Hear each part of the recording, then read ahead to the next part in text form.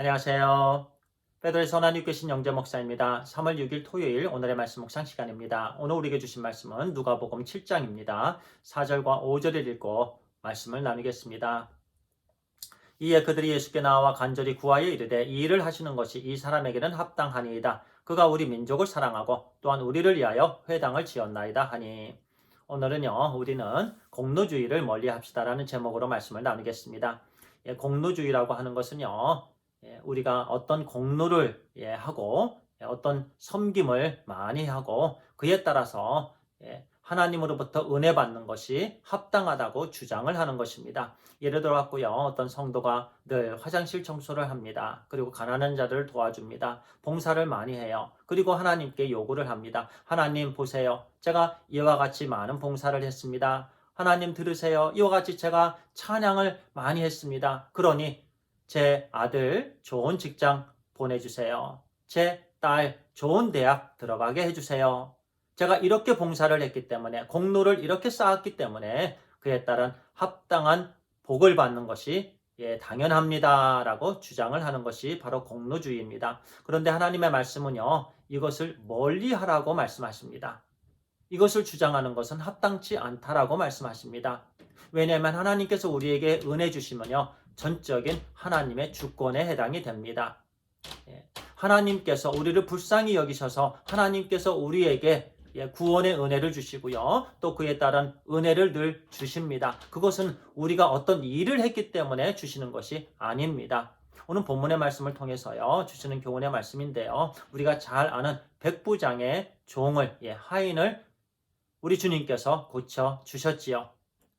4절 5절 금방 읽었는데요, 백부장에게는요, 유대 장로들, 친분이 있는 장로들이 있었습니다. 그들을 보내서 주님께 그와 같은 부탁을 드립니다. 주님께서 그 백부장의 하인을 고쳐주는 것은요, 그를 구해주는 것은 합당합니다. 그 이유에 대해서 말을 했죠. 그 이유는 그 백부장이 유대인들에게 유호적이었고요, 잘 해주었고, 그리고 회당을 지어주었다라는 거죠. 회당을 지어주고 그는 유대인들에게 잘 대해주었기 때문에 그의 하인을 고쳐주시는 것은 당연하다라고 말하는 거죠. 그것이 바로 공로주의입니다. 그 얘기를 듣고 우리 주님께서는 아무 말씀도 하지 않으셨습니다. 그리고 나서요, 이제 6절과 7절에 또 이와 같이 말씀합니다. 예수께서 함께 가실새 이에 그 집이 멀지 아니하여 백부장이 벗들을 보내어 이르되 주여 수고하시지 마옵소서. 내 집에 들어오심을 나는 감당하지 못하겠나이다. 그러므로 내가 주께 나아가기도 감당하지 못할 줄을 알았나이다. 말씀만 하사 내 하인을 낫게 하소서. 그에게 이와 같은 큰 믿음이 있었습니다. 말씀만 주님께서 하시면 내 하인이 낫겠나이다. 나는 주님께서 내 집에 들어오심을 감당치 못하겠나이다. 이 말씀은요, 나는 죄인입니다. 주님을 감당치 못할 죄인입니다. 그러면서 주님께서 말씀만 하시면 고쳐지겠나이다. 아주 큰 믿음이 그에게 있었습니다. 주님께서 그 백부장의 믿음을 보시고 이제 병에 걸려 죽게 되었던 그 종을 살려주셨습니다. 주님께서 그 종을 살려주신 이유는요, 백부장이 유대인들에게 잘해주었기 때문이 아니었습니다. 회당을 지어주었기 때문에, 그에게 공로가 있었기 때문에 고쳐주신 것이 아니었습니다. 그의 믿음을 보시고 고쳐주신 것입니다. 그래서요, 우리는 이 말씀을 잘 알아야 됩니다.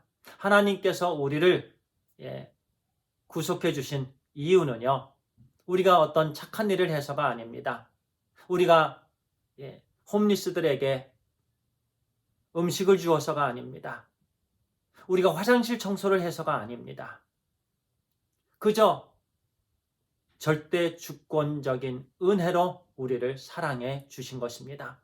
우리가 아직 죄인 되었을 때에 그리스도께서 십자가의 죽으심으로 하나님께서 우리에 대한 자기의 사랑을 확증하셨느니라 말씀하십니다. 우리가 아직 죄인 되었을 때에 하나님께서 우리를 사랑하신 거예요. 항상 하나님의 은혜에는 그렇게 순서가 있습니다. 우리가 어떤 공로를 쌓았기 때문에 우리를 구원해 주신 것이 아닙니다. 기독교의 우리 주님의 은혜는요, 순서가 있습니다. 항상 하나님이 먼저이십니다. 하나님이 죄인된 저를 먼저 찾아오신 거예요. 그리고 예수 그리스도께서 저를 위해서 십자가에 죽어주셨습니다. 그리고 제 마음을 열어주셨어요. 주님을 저의 주인으로, 구세주로 고백하게 해주셨습니다. 그리고 저에게 구원의 은혜를 주셨습니다. 아직 죄인 되었을 때에 그렇습니다. 그리고 나인성 과부의 아들을 살려주신 부분도 마찬가지입니다. 계속해서 주시는 말씀인데요. 13절과 14절은 이렇게 말씀합니다. 주께서 과부를 보시고 불쌍히 여기사 울지 말라 하시고 가까이 가서 그 관에 손을 대시니 맨 자들이 서는지라. 예수께서 이르시되 청년아 내가 내게 말하노니 일어나라 하시매. 15절에 이렇게 말씀합니다. 죽었던 자가 일어나 앉고 말도 하거늘 예수께서 그를 어머니에게 주시니. 이 부분에서요, 그 나인성 과부는요 주님께 매달리지 않았습니다. 이미 아들은 죽었습니다. 그 하나밖에 없는 아들이 관 속에 있습니다.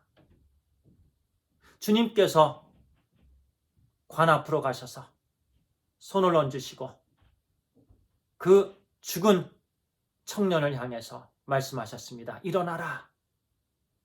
죽은 사람이 일어났습니다. 15절에 말도 하고 앉기도 하고 어머니에게 보냅니다. 우리 주님께서 그 여인을 불쌍히 여기셨습니다. 전적인 주님의 주권으로 은혜를 베풀어 주신 거예요. 그 여인이 무슨 일을 해서 은혜를 베풀어 주신 것이 아닙니다. 만약에 우리가 어떤 일을 해서 은혜를 베풀어 주셨다면 우리는 은혜 받을 사람이 아무도 없습니다. 그리고요, 만약에 우리가 하나님 제가 이렇게 헌금을 많이 했습니다. 하나님 제가 봉사를 이렇게 많이 했습니다. 하나님 제가 주의 일을 이렇게 많이 했습니다. 그러니 저에게 복을 주시옵소서. 그런데 눈에 보이는 복이 없다라면 그 사람은 금방 신앙에서 떠나게 될 것입니다. 금방 실족하게 될 거예요. 그렇기 때문에 우리는요, 이 공로주의를 멀리해야 되는 줄 믿습니다. 그저 하나님의 주권이십니다. 그저 하나님의 십자가의 은혜입니다. 하나님의 은혜예요. 우리에게는 늘 풍성한 감사만 있게 되길 바랍니다. 풍성한 정말 우리 주님을 향한 찬양의 간증만 있게 되기를 간절히 바랍니다. 기도하겠습니다. 아버지 하나님 감사합니다. 우리를 구원해 주신 이유는 우리가 어떤 공로를 쌓아서 선한 일을 해서가 아니고 오직 하나님의 절대적인 선하신 주권에 따라서 복 주심을 믿습니다. 하나님 감사합니다. 우리가 더럽고 허물, 죄 너무나도 많았는데 우리 하나님께서 우리를 사랑하셔서 독생자 아들 예수 그리스도를 보내주시고 주님께서 십자가에서 죽으셨고 또 사흘 만에 부활하셨습니다. 우리의 마음을 열어주셔서 주님을 우리 구세주와 주님으로 고백하게 해주셨습니다. 오직 이 모든 은혜가 우리 주님의 은혜이십니다. 결코 그 부분에서 우리가 무엇을 했기 때문에는 결코 있지 않습니다. 하나님, 그래서 우리의 모든 삶이 늘 감사의 고백, 찬양의 고백이 되게 해 주시옵소서. 하나님 감사합니다. 우리 주 예수 그리스도의 이름으로 기도를 드리옵나이다. 아멘. 감사합니다.